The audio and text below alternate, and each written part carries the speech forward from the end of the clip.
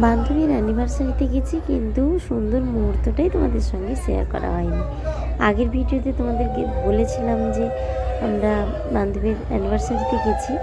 এই যে অ্যানিভার্সারির সুন্দর মুহূর্তটা শুরু হয়ে গেছে, চলো তোমাদের সঙ্গে সেটাই শেয়ার করছি, তোমরাও দেখো কেমন লাগছে।